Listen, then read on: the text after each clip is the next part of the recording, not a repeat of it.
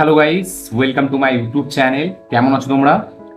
এখন আমরা কথা বলবো হচ্ছে ওয়েলকাম টু দ্য জঙ্গল বলে সিনেমাটাকে নিয়ে। ইয়েস, যেটা এই সপ্তাহে থিয়েটারে রিলিজ হয়েছে। তো আমি কালকে ফাইনালি কমপ্লিট করেছি, ফিল্মটা দেখেছি থিয়েটারে। তো আমি ভেবেছিলাম শনিবারে ফিল্মটা দেখবো, বাট আমি ভুলে গিয়েছিলাম কোনো কারণে। তো কালকে আমি ফাইনালি আমার বন্ধুদের সাথে গিয়ে সিনেমাটা দেখি, সন্ধ্যার শো দেখি। বাড়ি ফিরতে 10টা 11টা 10 সাড়ে 10টা বেজে গেছিলো, যার কারণে আর রিভিউটা আমি করিনি। তো এখন finally welcome to the jungle সিনেমাটা নিয়ে কথা হবে, যে সিনেমাটা কিরকম লাগলো। এবং এই সিনেমাটা নিয়ে কিন্তু আমার খুব একটা এক্সপেকটেশন ছিল না, ঠিক আছে, বিকজ অফ অক্ষয় কুমার এই ফিল্মটার মধ্যে আছে এবং নীরাজ বোরার রাইটিং। তো তাই জন্য কিন্তু মানে আমি এটার জন্য আরো একটু মানে হালকা একটু এক্সাইটেড ছিলাম, বাট ট্রেলার দেখার পর এটার প্রতি আমার অতটা এক্সাইটমেন্ট ছিলই না। বাট আমি ভেবেছিলাম ফিল্মটা দেখবো, একটা ওয়ান টাইম ওয়াচ হয়তো হবে, খুব বিলো অ্যাভারেজ ফিল্ম হবে এবং খুব ওভার দ্য টপ লাউড জিনিসপত্র হবে। তো কেমন লাগলো আমার ওয়েলকাম টু দ্য জঙ্গল সেটা এই ভিডিওর মধ্যে কথা হবে। তো চলো ভিডিওটা শুরু করা যাক। এক লাইনে যদি ফিল্মটাকে রিভিউ করি, এই ফিল্মটা আমার একটা মানে যেরকম আমার এক্সপেকটেশন ছিল তার থেকে একটু হালকা বেটারই বেরিয়েছে, মানে একটু ভালোই বেরিয়েছে ফিল্মটা। এবং সেই ভালোটা পুরোটাই আপনাকে কিছু পার্টিকুলার ক্যারেক্টার আছে এই সিনেমাটার, তাদের জন্য ভালো লাগে, ঠিক আছে। এবং সব থেকে প্রথম তো definitely OG king of comedy Akshay কুমারের জন্য, কারণ অক্ষয় কুমার না থাকলে এই ফিল্মটার মধ্যে সেরকম কোনো পোটেন্সিয়ালই ছিল না যে এই ফিল্মটা লোকে দেখবে। এবং অক্ষয় কুমার আছে বলেই সিনেমাটাতে এত তবুই অডিয়েন্স হয়েছে। এবং আমি কালকে যে শোটা দেখছিলাম তাতে বেশ ভালো অডিয়েন্স ছিল, অনেক অডিয়েন্স ছিল এবং খুব সবাই কিন্তু খুব মজা করে দেখেছে সিনেমাটা। তো এই সিনেমার ডিরেক্টরের নাম হচ্ছে আহমেদ খান, যে বাগি 2, বাগি 3, হিরোপন্থী 2, আচ্ছা আমাদের ফুল অ্যান্ড ফাইনাল যে সিনেমাটা শাহিদ কাপুর সানি দেওয়াল, তো ওই সিনেমার ডিরেক্টর। তো সেই ডিরেক্ট করেছে এই সিনেমাটা। এবং এই সিনেমার স্টোরি হচ্ছে আমাদের নীরাজ ভোরা, যে ফির হেরাফেরি, ভুল ভুলাইয়া, গোলমাল প্রথম পার্টটা খুব দারুণ একজন রাইটার। তো সেই ফিল্মটা রাইটিং করেছে এবং ফিরোজ নাডিয়াডওয়ালা আরো অনেকজন প্রডিউসার মিলে এটাকে প্রডিউস করেছে এই সিনেমাটাকে।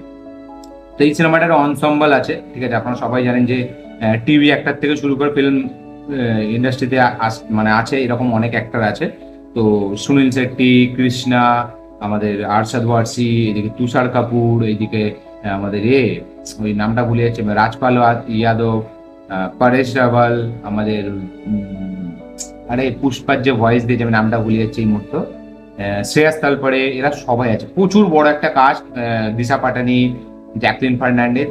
তো এই ফিল্মটা এই যেটা বললাম যে প্রথম কথা ফিল্মটা প্রচুর লম্বা, ঠিক আছে, মানে এই ফিল্মটাকে আরামসে ছোট করা যেত এবং 2 ঘন্টা যদি এই ফিল্মটা রাখতো আমি বলবো আরো বেটার একটা ফিল্ম হতো এই ফিল্মটা। মানে 2 ঘন্টা রাখলে তবুই আরো অনেকটা। এবং আমি বুঝতে পারি না এই রিসেন্ট টাইমে, ঠিক আছে, কেন ডিরেক্টররা মানে একটা কমেডি ফিল্মে না জোর করে সিরিয়াস করাতে চায়, আমি এটা বুঝতে পারি না।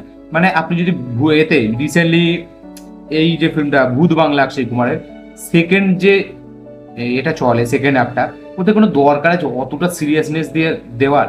মানে ভুল বলে আপনি দেখে নিন, সেই ফিল্মটার মধ্যেও সিরিয়াসনেস ছিল, বাট পুরোটাই কমেডির সাথে মিক্স করে সেটাকে বানিয়েছে। একদম লাস্টের কিছু পোর্শন যেখানে সিরিয়াস দিতে হবে সেখানে দিয়েছে, বাট তার আগে এক্সট্রা মানে 30-40 মিনিট পুরো একটা সিনেমাকে সিরিয়াস বানিয়ে দেবো বা 20-30 মিনিট, এটার কোনো প্রয়োজনই নেই।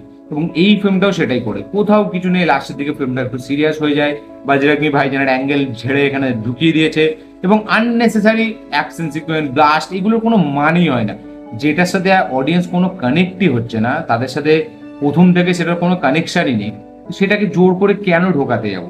এই ফিল্মটা আমি বলবো ওই যে অ্যাকশন সিকোয়েন্সগুলো না দিয়ে যদি আরো এর মধ্যে কমেডিটাই রাখতো, ওই অ্যাকশন মধ্যেও এত কমেডি রাখবো যে না শুধু কমেডিটাই মানুষ নিয়ে যাবে বাইরে, কোনো সিরিয়াস হওয়ার দরকারই নেই। এবং আমি এখন বুঝতে পারি না যে এখনকার ডিরেক্টররা কেন এটা করে। মানে ভুল ভুলাইয়া 2 বলুন বা ভুল ভুলাইয়া 3 বলুন বা এই ফিল্মটা বলুন, বা আপনি যদি এর কথা বলেন ওই ভূত বাংলা, এইসব সিনেমাগুলো কেন জোর করে সিরিয়াস করতে চায় আমি নিজেও বুঝতে পারি না, সত্যি বলছি, মানে একদম জঘন্য লাগে। এইরকম ফিল্ম আপনি যদি দেখে নেন ওয়েলকাম, তখনের ওয়েলকাম, ঢোল, হেরাফেরি, ফির হেরাফেরি, মানে ভুল ভুলাইয়া, ভাগাম ভাগ, এইসব সিনেমা, ভাগাম ভাগও যদি আপনি দেখেন একটা সিরিয়াস ব্যাপার ছিল, কিন্তু সেটাকে মানে হালকা দেখিয়ে প্রথমে কমেডিটা রেখেছে, সেটা দ্বিতীয় ফেসে রেখেছে। ফার্স্ট আমার প্রায়োরিটি কি হবে? কমেডি। এবং যার কারণে ওইসব ফিল্মগুলোর ধারে কাছে ওই ফিল্মগুলো যেতে পারে না। আজও ওয়েলকামের ধারে কাছে কোনো ফিল্ম নেই, ভাগাম ভাগের ধারে কাছে কোনো ফিল্ম নেই, ধামালের ধারে কাছে কোনো ফিল্ম নেই, পরে যে কটা পার্ট এসছে তার 1% ম্যাচ করতে পারেনি। এই ওয়েলকাম টু দ্য জঙ্গল আমি সত্যি বলছি শুধু অক্ষয় কুমারের জন্য দেখতে গেছিলাম এবং অক্ষয় কুমার নিজের কাজ যথেষ্ট ব্যাপক করেছে। এবং এখানে এত ক্যারেক্টারদেরকে নেওয়া হয়েছে মানে যাদের মধ্যে 80% অ্যাক্টরকে ফোকাসই নেয়নি, মানে তাদের দিকে মানে ক্যামেরা ঘোরায়নি। জাস্ট ক্যামেরা রাখা আছে, তারা চলে আসছে, তাদের এক্সট্রা করে যে তাদের দিকে ক্যামেরাটা ঘোরাবে সেরকম কোনো এই নেই। এখানে অতিরিক্ত কাজ নেওয়া হয়েছে, ঠিক আছে, এবং যাদের মধ্যে এই যে বললাম মানে তাদের কোনো প্রয়োজনই নেই সিনেমার মধ্যে, তাদেরকেও নিয়ে নেওয়া হয়েছে। না তারা কমেডি করছে, না তারা স্ক্রিন প্লেতে কিছু হেল্প করছে, কিচ্ছু করছে না। শুধু অক্ষয় কুমার, পরেশ রাওয়াল, রাজপাল আর আমাদের সুনীল শেট্টি এদের দিকেই ফোকাস করা হয়েছে, এবং মাঝে মাঝে একটু জ্যাকলিনের দিশা পাঠাতে দিকে। তাহলে আমি ওদেরকে নিয়েছি কেন? এবার ডিরেক্টর বলবে যে একটা ফিল্মের শুটিং, ওই জন্য অনেকজনকে নিয়ে নিয়েছি যাতে ফিল্মটা মনে হয়। তো নিয়ে যখন নিয়েছিস ভাই, এমন কিছু পোর্শন দে যে তাদেরও একটু কিছু করার থাকুক। এই সিনেমাটা যারা দেখে বেরোবে তারা শুধু অক্ষয় কুমার, ফারিদা জালাল, আচ্ছা আমাদের ওই আরে নামটা ভুলে যাচ্ছি আমি, রাজপাল যাদব, এদের আমি মনে রাখবে, পারেশ রাওয়াল। আর হ্যাঁ, এই সিনেমাটা সব থেকে বেটার কাজ করেছে জনি লেবার। মানে জনি লেবার সব থেকে ব্যাপক কাজ করেছে, এবং তার পোর্শন গুলো অডিয়েন্স দারুণ মজা নিয়েছে। আমি দেখছিলাম বসে অডিয়েন্স, তার পোর্শন গুলো অক্ষয় কুমার, ফরিদা জালাল আর জনি লেবার, এদের তিনজনই এই সিনেমার হাইলাইট, এবং এরা তিনজনই কিন্তু সব থেকে ব্যাপক কাজ করেছে। মানে এদের তিনজনকে যদি আপনি সরিয়ে যান ফিল্মটা দেখে, ফিল্মটা সত্যি বলছি খুব মানে মানে একদম বেকার একটা ফিল্ম হয়ে যাবে। এবং ফিল্মটা অতিরিক্ত বড় করা হয়েছে, এতটা বড় করার কোনো প্রয়োজন নেই। আননেসেসারি সিরিয়াস সিকুয়েন্স জ্যাকি শ্রফকে আননেসেসারি এনেছে, কোনো দরকারই নেই ওগুলো, যদিও বা এনেছে সেই ফিরোজ নাডিয়াডওয়ালার মতো, ঠিক আছে। তো একটা প্রপার তাকে কোনো কমেডির তো দে। আপনি ওয়েলকামে দেখবেন ফিরোজ কি কাজ করেছিল, মানে তার ক্যারেক্টারটা কতটা সুন্দর লাগে, সিরিয়াসও আছে, ফানিও আছে। বাট এইখানে জ্যাকি শ্রফের কমেডিটা না ফানি করছে, ওর থেকে বরং যে আমাদের যে ছিল মানে দারা সিং এর যে ছেলেটা, নামটা ভুলে যাচ্ছে ওর, তো ওর যে কাজ, ওর কাজগুলো অনেক বেটার। ও যেরকম ওই ফারিদা জালালের কথাও বুঝতে পারে না, তো ওর কাজগুলো বরঞ্চ অনেকটা বেটার লেগেছে বাকি সবাই থেকে। তো এই ফিল্মটা মানে যেরকম বললাম যে এত বড় করার দরকার নেই, এত কাশ নেওয়ার কোনো প্রয়োজন ছিল না, আননেসেসারি সিরিয়াস একটা দেশভক্তির ব্যাপার এখানে দেখা থেকে, যেটা কোনো প্রয়োজন ছিল না। আচ্ছা, অনেক ওভার দ্য টপ কমেডি আছে যেগুলো কোনো পাঞ্চলাইন ওয়ার্ক করে না, জাস্ট আপনি থিয়েটার দেখছেন, কিছু মানুষ এরকম আছে যাদের একটুতেই হাসি পেয়েছে, তো তাদের জন্য আপনার হাসি লেগে যাচ্ছে। নাহলে কিন্তু অ্যাজ এ যদি আপনি সিনেমা লাভার হন বা সিনেমা দেখেন সচরাচর জেনুইন কমেডি আপনি বোঝেন, তাহলে কিন্তু এই ফিল্মটা আপনাকে সব পোর্শনে হাসাবেন। এবং এই ফিল্মটা যখন আপনি একবার একা দেখবেন বা বাড়ির লোকের সাথে দেখবেন, কিছু মুহূর্ত আপনার জন্য ওয়ার্ক করবে। তবে হ্যাঁ, ডেফিনেটলি এই ফিল্মটা যেরকম এক্সপেকটেশন দিয়েছিলাম তার থেকে অনেকটা বেটার বেরিয়েছে ফিল্মটা। মানে আমি তো ভাবিনি যে এতটা ভালো হবে সিনেমাটা, সেইটুকুর দিক থেকে আমার ভালো লেগেছে। বাট এই ফিল্মটা কখনোই ওয়েলকামের বা ভাগামবাগের বা ফির হেরাফেরির ধারে কাছেও নেই, ঠিক আছে, ধামালের ধারে কাছেও নেই। বাট আমার মনে হচ্ছে ধামাল 4 থেকে ফার বেটার ফিল্ম এটা হতে চলেছে, এবং এটা হয়েছে আমার যতটা মনে হচ্ছে। কারণ ধামালের প্রথম এবং দ্বিতীয় পার্টটা ছাড়া 3 নম্বর পার্টটা তো পুরো হেগেছিল, 4 নম্বর পার্টটাও পুরো হাঁকবে। এই সিনেমাটা তো পুরোটাই অক্ষয় কুমারের জন্য মানে দাঁড়িয়েছিল, মানে অক্ষয় কুমার একাই হচ্ছে পুরো কমেডিটাকে টেনেছে, এবং জনি লেবার তাতে অনেকটা হেল্প করেছে।